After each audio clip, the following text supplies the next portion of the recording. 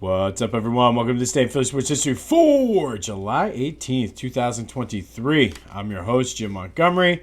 It is Tuesday. That means it's time for a little bit of positivity / motivation.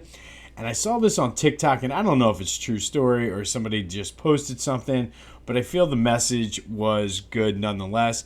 It was a girl talking about an experience she had with her high school volleyball team. She played better than, I guess, everyone on the team and only made the second team, I guess it was. So I kind of took it as like varsity versus junior varsity. Came out, her dad was in the car, and she obviously was upset. She's like, I played better, and he let her go on a rant. And then he said, okay, life is not fair. What you need to do next time is be so good that they would look dumb to not put you on the higher team. And what she said it did was it took the destiny out of like the coach's hand or out of someone else's hand and put it squarely back on her. And I think that's amazing advice just in general, whether it's trying out for a team, a job, trying something new, like switching careers, hobbies, whatever it could be. And I think what that does then, it changes your mindset. And it comes down then to your own hard work, your own dedication. How much do you want it? How much are you willing to work for it? And how much you're willing to make those people look dumb to not give you the promotion, not give you the raise, not let you make the team. And I just, like I said, it was one of those things that really stuck out to me. Just definitely I'm going through, without going into details, a lot of just different things between my own job as well as just trying to continue to launch this podcast. And it really put things into perspective and made me realize that, you know what, it is in my control as much as I'm like, hey, this person's telling me I need to do this and I don't have any say in this. What I need to do is obviously just decide and work hard and get to where I want to be. So thought I'd share that story this week, and it's really good because truthfully, everything is in your own hands. It's just how much you want it. So just your takeaway from today is just try your hardest, be that much better than everyone else that your boss or your coach or whoever looks dumb for not giving you the promotion, giving you the raise, whatever you're doing. Okay. Well, we have a huge update in As the Harden Turns. Not so much with James Harden, but one Mr. Joel Embiid. And unfortunately, that quote came out right after I recorded yesterday, so I did not get a chance to talk about it yesterday. But he basically went on a podcast, said he wants to win, he wants to do whatever it takes. I don't know whether that's in Philly or anywhere else, but I know it's hard, and I want to be able to experience that. And he claimed that he was trolling everybody and blah, blah, blah, blah, blah. But everybody's freaking out about it. And I think, personally, I don't necessarily think it meant that he wants out of Philly. I think he's saying, I want to win. And he's sending a clear message to the front office that he's going to need some help. Because as the way that the moves they've made since Joe's been here, that we can say that they've been one of the favorites, and yes, they've been one of the best teams, but they're just not constructed. Like, they're not the Bucks, they're not the Celtics. They are clearly the third best team in the East, and that's the way this team was constructed. And if Milwaukee did not get upset, they weren't going to go to the NBA Finals last year anyway. As much as we said, yeah, we want that. So I think what he's doing is sending a clear message to the team that, listen, I want to win. I think he wants to win here. I also think he's letting them know that, listen, get your shit together or else I'm out. And I don't necessarily see anything wrong with it as much as everybody else does, especially because one of the big criticisms of Joe is he's not a winner. He doesn't really try. He's more worried about the MVP. He's this, that, or the other. And he's kind of coming out and he's doing it tactfully, but he's basically saying, yo, the front office is not setting me up for success. Now, he has his own warts in the playoffs. That's that Game 7 against the Celtics and the half of Game 6. That's a whole different story that we can get into. But one of the biggest criticism is, oh, he doesn't really want to win. He's not committed to this. He wants to do whatever. And I think he's doing what we're asking him to do. So I don't necessarily see a problem with it. I don't necessarily think it's going to end well because the front office is screwed up so bad that they've put us in a position where, or put themselves in a position where there's not really much they can do. And it's going to be a long season this year, and we have to look forward to, I think, next season. But I think we're at a crossroads, and I don't think he said anything that was not true. I don't think that it's as big of a deal because, and if we're going to move on and be a better team and try to win a championship, the way it's maybe constructed, maybe it is better to let him move on. So I think he sent in a clear message that he wants to win, and now it's on you, Daryl Morey. It's on you, Elton Brand.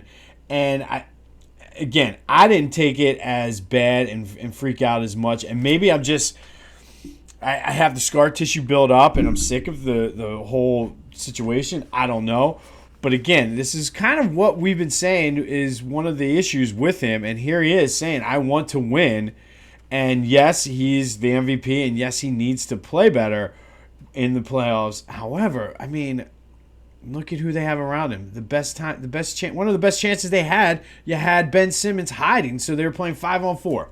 So I don't know. Let me know what you think. Am I out of line? Am I sticking up for Joe? Which I don't necessarily think I'm sticking up for him. I'm just saying I hear what he's saying. Let me know. Leave a comment. If you're on Spotify, that'll be the question. But we'll go from there. All right, the Eagles signed Keely Ringo, and now all their draft picks are signed. They are set up for camp next week. It couldn't come at a better time. I'm sick of the Sixers reality show that has been the offseason. If you want to prep for Eagles season training camp, go to phillygoat.com. They have a great selection of Eagles shirts, hats. Like I said, I was down at the Phillies game, and some of the hats they have are really, really nice. So go check out phillygoat.com. Check out what they have. Be sure to use the promo code Jim Montgomery for 10% off of your order. You guys are still doing a great job with buying stuff from them, so continue that. That's phillygoat.com.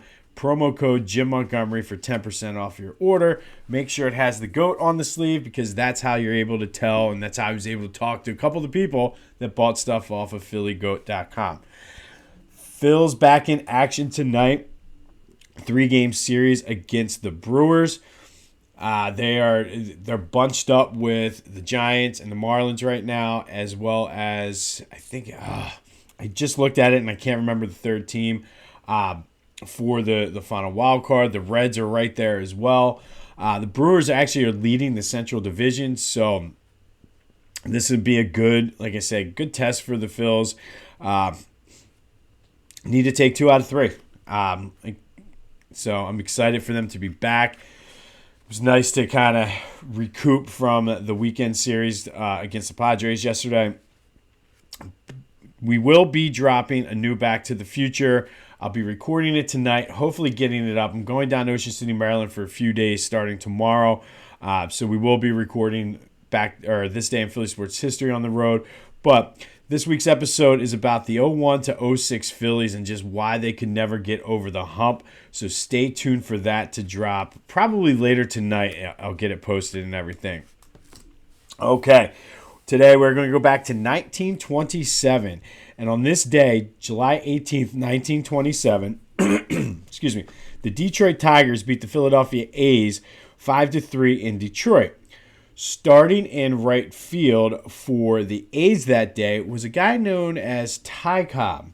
I didn't realize this. Most people probably don't realize this because everybody thinks Ty Cobb played for the Tigers. He did finish out his career the last 2 seasons with the A's. And the final 2 seasons, apparently there was rumors that him and another guy were part of a game-fixing scandal, so they were kind of forced to retire. And then when that kind of blew over in the offseason, he wanted to come back and prove that he could still play and that he would leave on his terms. Well, on this day, he went 1 for 4 with a run scored, but that hit was his 4,000th career hit.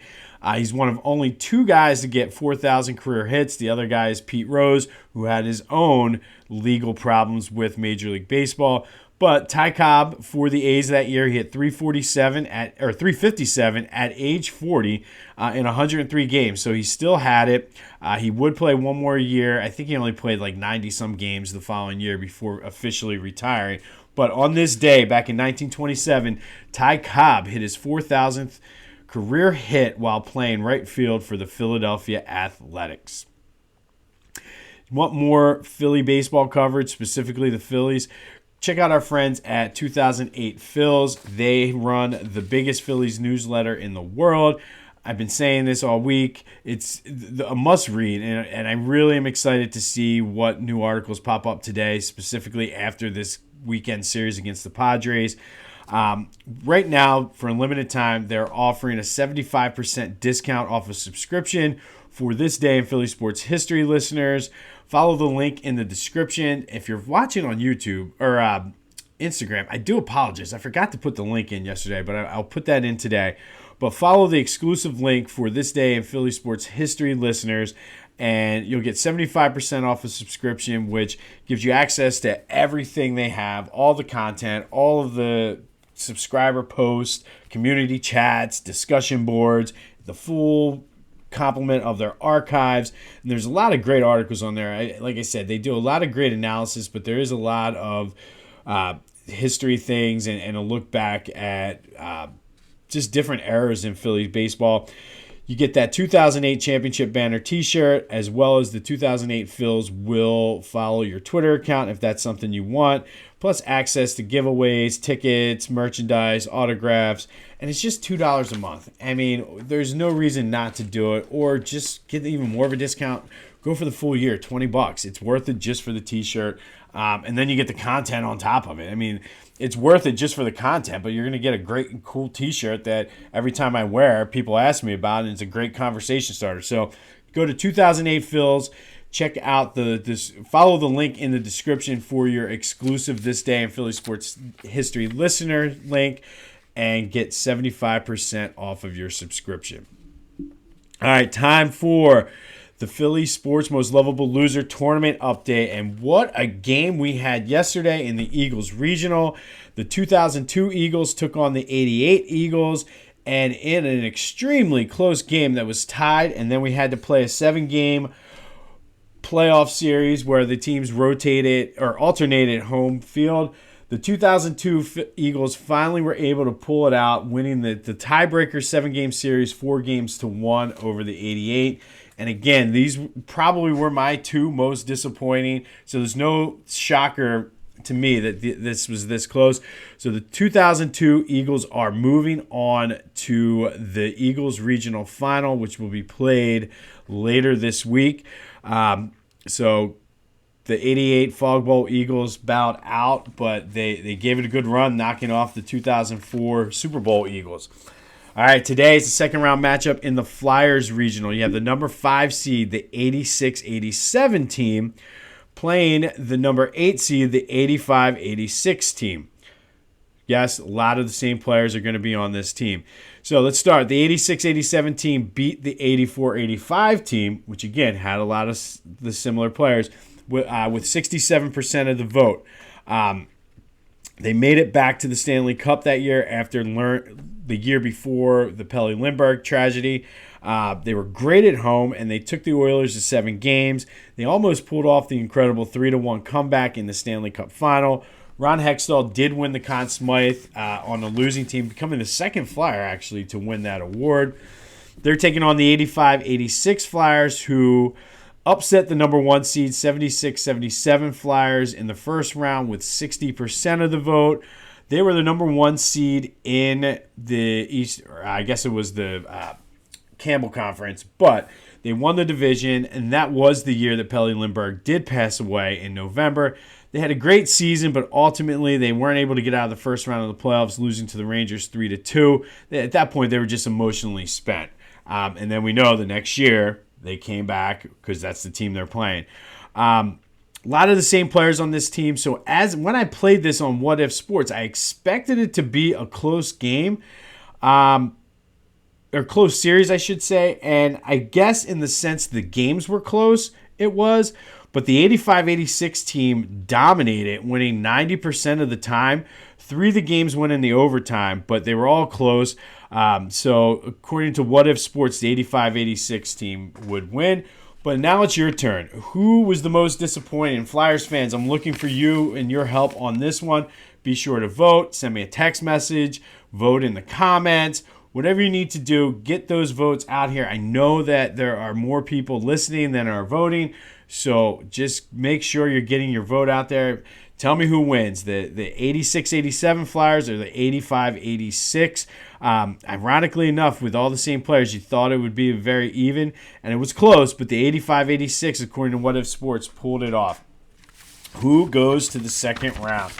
All right, be sure to check out our friends at 2008 Phils as well as PhillyGoat.com. On this day, back in 1927, Ty Cobb hit his 4,000th career hit while playing for the Philadelphia A's in a game against his former team out in Detroit. Phils look to keep the train rolling tonight against the Brewers. Where will Joel Embiid end up? Will the front office get the message? Spoiler, I don't think they will. But that's just me. Remember, be so good that whatever you're doing, the person who is making the decision, it looks as foolish for not choosing you, whether it's for a job, sports, whatever. So go out there and just be the best that you can be and put your all into it. This has been This Day in Philly Sports History. I'm Jim Montgomery. Go have yourselves a Tuesday. And until next time, I'll see you when I see you.